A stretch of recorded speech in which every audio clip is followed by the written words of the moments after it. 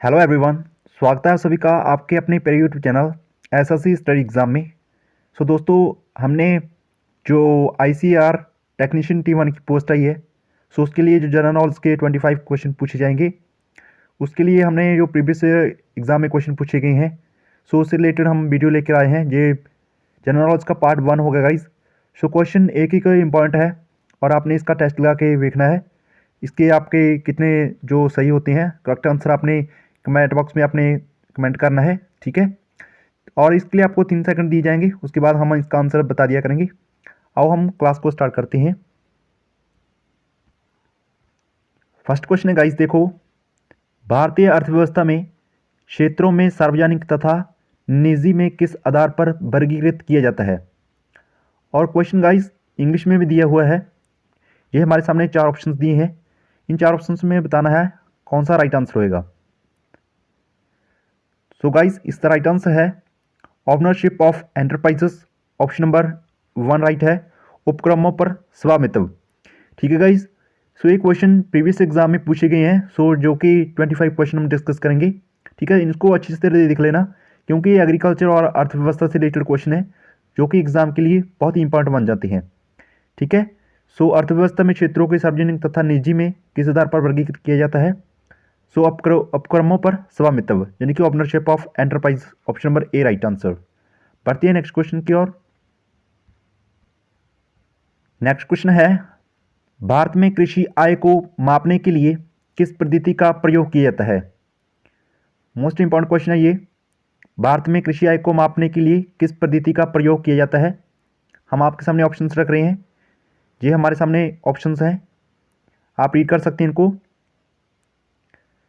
So guys, इन 4 options में जो right answer होगा वो है करेक्ट आंसर ऑप्शन नंबर 2, उत्पादन पद्धति। जैसे कि आउटपुट मेथड दिया है, उत्पादन पद्धति इसका राइट आंसर होगा। ठीक है गाइस, ये क्वेश्चन बहुत ज़्यादा इंपॉर्टेंट है। सो दोबारा एक क्वेश्चन को रीड कर लेते हैं। भारत में कृषि आय को मापने के लिए किस पद्धति का प्रयोग किया जाता है। आउटपुट मेथड का। देखते हैं नेक्स्ट क्वेश्चन। नेक्स्ट क्वेश्चन है हमारे सामने, भारत में राष्ट्रीय आय का अनुमान सर्वप्रथम किसने लगाया। Who estimated the national income in the India for the first time. एक एक क्वेश्चन बहुत ज़्यादा इंपॉर्टेंट है आपके लिए। सो गाइस, आपको पता चल गया होगा। सो इसका राइट आंसर होगा Dadabhai Naoroji. Option number 3 right होएगा, दादाभाई नौरोजी, जिसने कि भारत में राष्ट्रीय आय का अनुमान सर्वप्रथम लगाया था, वो उनका नाम है Dadabhai Naoroji. So important question है ये भी। नेक्स्ट क्वेश्चन है गाइस, देखो हमारे सामने, जीडीपी अप्रत्यक्ष कर प्लस अनुदान। जैसे कि आप इंग्लिश में देख रहे हो, जीडीपी इनडायरेक्ट टैक्स प्लस सब्साइडस, इसके किसके बराबर होगा। ये 4 ऑप्शन हैं हमारे सामने। तो गाइस, जो अप्रत्यक्ष कर है प्लस अनुदान है, तो वो अनुदान लागत पर जीडीपी है, जो यानी कि GDP at factor cost. Option number 2 right होगा, जीडीपी एट फैक्टर कॉस्ट, उत्पादन लागत पर जीडीपी। ठीक है। तो ऐसे क्वेश्चन एग्जाम में पुट होते हैं जो कि प्रीवियस एग्जाम में पूछे गए हैं। ठीक है गाइस, तो इन क्वेश्चन को आप अच्छी तरह से रीड कर लेना। ठीक है। आई होप आपको क्लास अच्छी लग रही होगी। अगर क्लास अच्छी लग रही है तो क्वेश्चन और मीनिंग अच्छे लग रहा है तो प्लीज़ वीडियो को लाइक कर दीजिए। नेक्स्ट क्वेश्चन है हमारे सामने, चितरंजन रेल इंजन कारखाना की स्थापना किस पंचवर्षीय योजना के दौरान की गई थी। सो पंचवर्षीय योजना दोस्तों जो कि ऐसी ही कुछ योजना इनके बीच होती रहती थी। ठीक है। सो पूछी गई है, सो पंचवर्षीय योजना जो कि चितरंजन रेल इंजन कारखाना की स्थापना थी वो किस पंचवर्षीय योजना के दौरान की गई थी।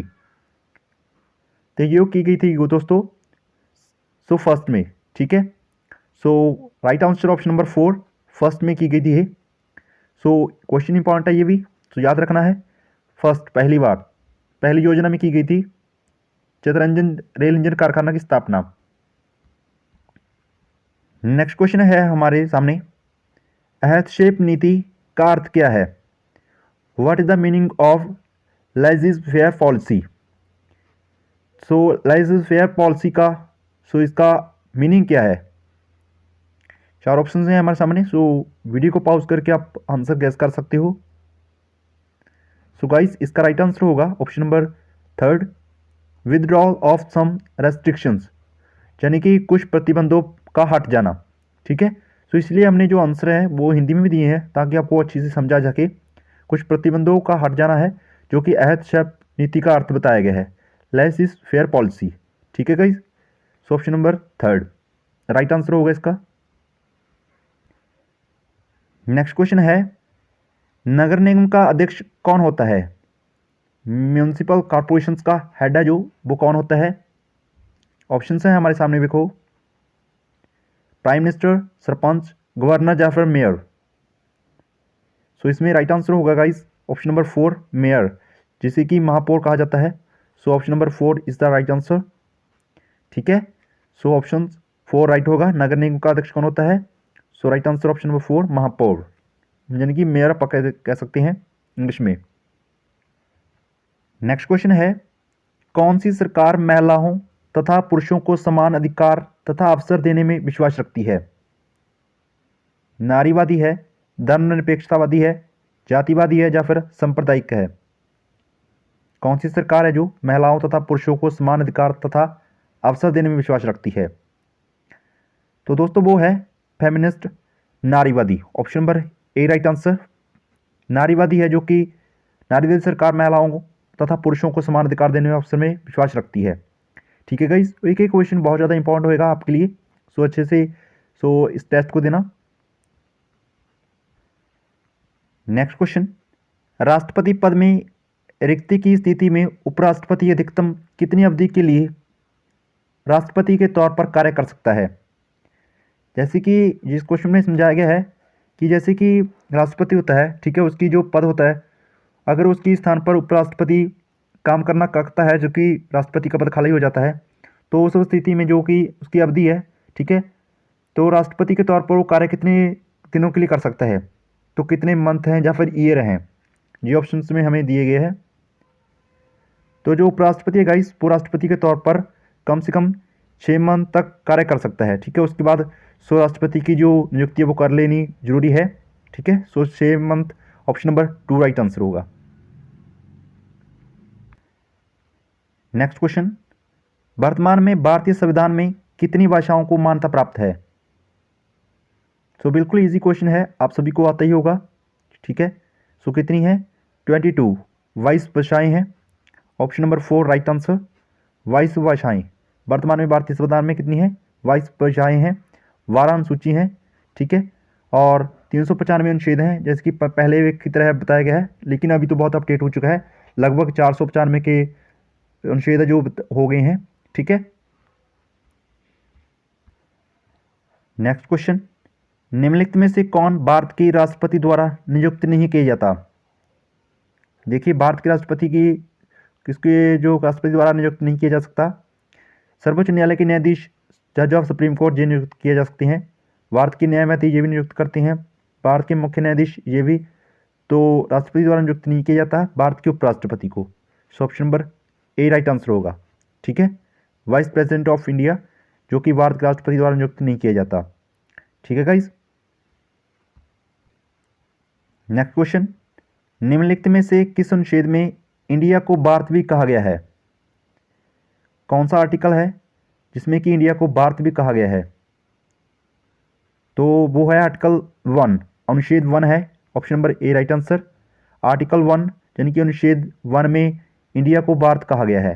ठीक है, ऐसे अनुच्छेद आपने याद करने हैं जो कि एग्जाम के लिए इंपॉर्टेंट हो सकते हैं।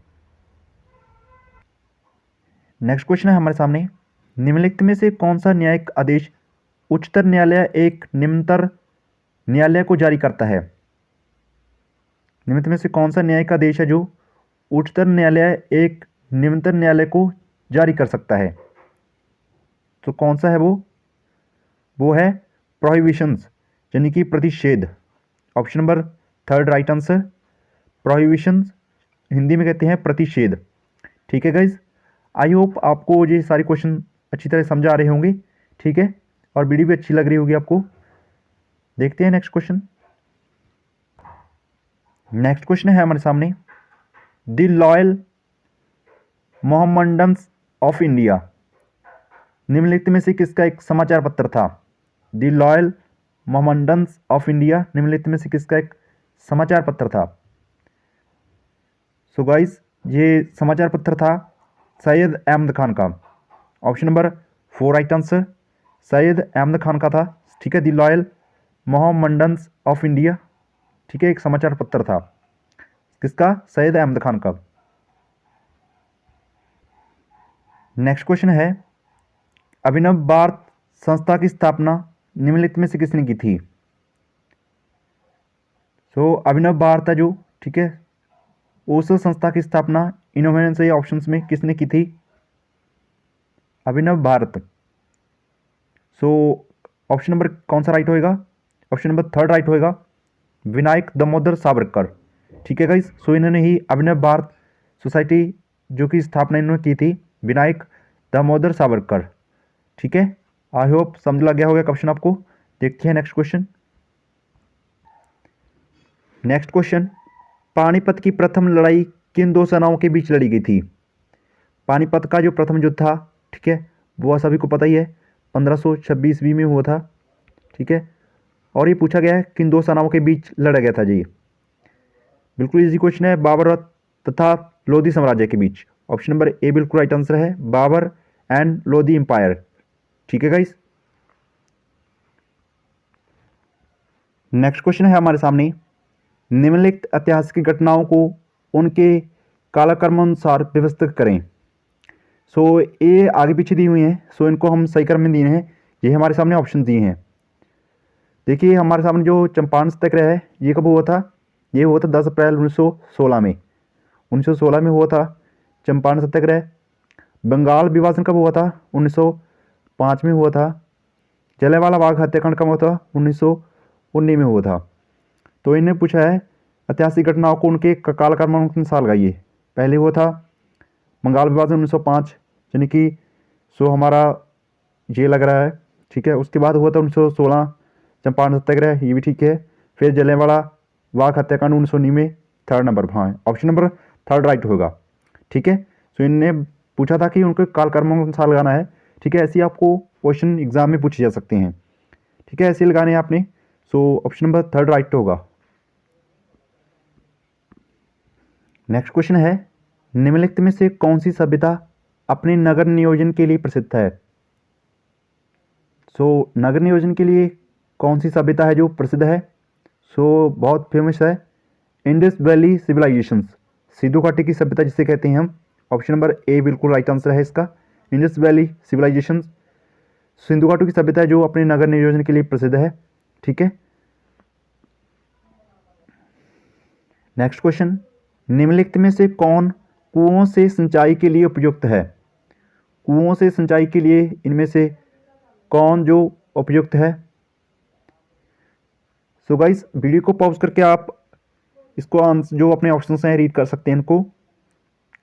सो इसका राइट आंसर होगा जो कुओं से सिंचाई के लिए उपयुक्त है वो है महानदी का डेल्टिया क्षेत्र, delta region of Mahanadi river. Option number 4 right answer, Mahanadi का डेल्टिया क्षेत्र है जो बिल्कुल राइट आंसर है इसका। ऑप्शन नंबर 4 राइट आंसर है। नेक्स्ट क्वेश्चन है हमने हमारे, निम्नलिखित में से किस ग्रह का घूर्णन अक्ष अत्यधिक झुका हुआ है? ठीक है गाइस, क्या पूछा गया क्वेश्चन में, किस ग्रह का घूर्णन अक्ष जो अत्यधिक झुका हुआ है? पृथ्वी का, अरुण का, वरुण का या फिर बृहस्पति का? सो इसका राइट आंसर है यूरेनस, यानी कि जिसे हम हिंदी में अरुण कहते हैं। Option number 2 Uranus. ठीक है, जिस ग्रह का घूर्णन जो अक्ष अत्यधिक झुका हुआ है यूरेनस का। ऑप्शन नंबर 2 बिल्कुल राइट आंसर है इसका। नेक्स्ट क्वेश्चन, तटीय क्षेत्रों के निकट डैश के कारण दिन के समय भूमि पर तापमान कम हो जाता है। देखिए क्वेश्चन में क्या पूछा जा रहा है, तटीय क्षेत्रों में पूछा जा रहा है तटीय क्षेत्रों के निकट क्या है ऐसा, ठीक है, इन ऑप्शंस में जिसके कारण दिन के समय में जो भूमि पर तापमान कम हो जाता है। तो तटीय क्षेत्रों के निकट है जो वो है समुद्र, समुद्र समीर। ठीक है, सी ब्रिज। ऑप्शन नंबर 2 बिल्कुल राइट आंसर है, समुद्र समीर है जो तटीय क्षेत्रों के निकट होने के कारण सो दिन के समय भूमि पर तापमान कम हो जाता है। समुद्र समीर बिल्कुल राइट आंसर है इसका। ठीक है, ये क्वेश्चन भी इंपॉर्टेंट है। नेक्स्ट क्वेश्चन है, निम्नलिखित में से कौन सा शहर पोटोमैक नदी के घाट पर स्थित है? देखो ऐसे क्वेश्चन भी एग्जाम में पूछे जा सकते हैं, इसीलिए कहते हैं कि जी के लेवल बहुत बड़ा है, ठीक है, ये कवर नहीं हो पाती। वैसे ये जो कोई क्वेश्चन है जो प्रीवियस एग्जाम में पूछे गए हैं वो चांस होते हैं कि रिपीट होने के। सो निम्नलिखित में से कौन सा शहर है जो पोटोमैक नदी के घाट पर स्थित है? सो इसका राइट आंसर है Washington DC. Option number 4 right answer. Washington DC है जो शहर पोटोमैक नदी के घाट पर स्थित है, ठीक है। सो याद रखना इस क्वेश्चन को। किसी दो निरंतर देशांतरों के बीच समय का अंतर कितना होता है? किसी दो निरंतर देशांतरों के बीच, दो निरंतर देशांतरों के बीच का समय का अंतर कितना होता है? ऐसे ऑप्शंस हमारे जो एग्ज़ाम देते हैं तो बहुत कंफ्यूज करते हैं। अगर आपने पढ़ा होगा तो बिल्कुल राइट आंसर हो जाएगा आपका। इसके जो दो निरंतर देशांतरों के बीच समय का अंतर होता है वो होता है 4 मिनट्स का, यानी कि 4 मिनट का। ऑप्शन नंबर 3 बिल्कुल राइट आंसर है, ठीक है। कितने? 4 मिनट। ऑप्शन नंबर 3, ठीक है, 4 मिनट होगा। दो निरंतर देशांतरों के बीच समय का अंतर 4 मिनट। नेक्स्ट क्वेश्चन है गाइस, ये आपके लिए पहले कह देता हूँ इंपॉर्टेंट है क्योंकि ये साइंस का क्वेश्चन है। निम्नलिखित में से किसी जीवन का भौतिक आधार माना जाता है? देखो जीवन का भौतिक आधार है जो, इनमें से किसको माना जाता है? कोशिका भित्ति, कोशिका झिल्ली, सूत्रकणिका या फिर जीव द्रव्य जिसे हम प्रोटोप्लाज्म कहते हैं। जी हाँ, बिल्कुल राइट आंसर है आपका। प्रोटोप्लाज्म को, जीव द्रव्य को कहते हैं। क्वेश्चन नंबर 4 बिल्कुल राइट आंसर है आपका, ठीक है। सो जीवन का भौतिक आधार प्रोटोप्लाज्म जिसे हम जीव द्रव्य कहते हैं। लास्ट क्वेश्चन है गाइज इस क्लास का हमारे पास, निम्नलिखित में से किसे जंतु विज्ञान का जनक माना जाता है? जंतु विज्ञान का जनक, फादर ऑफ जूलॉजी। सो इसका राइट आंसर होगा गाइस अरस्तु को, ठीक है। Option number 2 right answer. जंतु विज्ञान का जनक है अरस्तु, ठीक है। सो हमारी क्लास समाप्त हो चुकी है। यहाँ हमने 25 क्वेश्चन डिस्कस किए जीके के, जो कि ICAR टेक्नीशियन T1 के लिए बहुत इंपॉर्टेंट क्वेश्चन थे, ठीक है। इसमें आपका स्कोर कितना रहा आपने आंसर नीचे कमेंट बॉक्स में बताना है। ये हमारा पार्ट 1 था और नेक्स्ट हम पार्ट 2 लाएंगे, और जो सोशल साइंस है उसकी हम नेक्स्ट क्लास लाएंगे आपके लिए। अगर आपको ये क्लास अच्छी लगी तो चैनल को सब्सक्राइब कर लेना और इस वीडियो को ज़्यादा से ज़्यादा शेयर करना चैनल को, और वीडियो को लाइक कर देना, ठीक है। जो सोशल साइंस की क्लास होगी उसके लिए बहुत इंपॉर्टेंट क्वेश्चन होंगे आपके लिए, ठीक है। ऐसे टेस्ट लाएंगे आपके लिए, तो चैनल के साथ बने रहें। और आपको जो सारी टेक्नीशियन T1 की जो पोस्ट है उसके लिए आपको सारी प्रिपरेशन कराई जाएगी यहाँ पर, ठीक है। चैनल के साथ बने रहें, ऐसे प्यार देते रहें, और मिलते हैं नेक्स्ट टाइम नेक्स्ट वीडियो में। Okay, thank you, thanks for watching.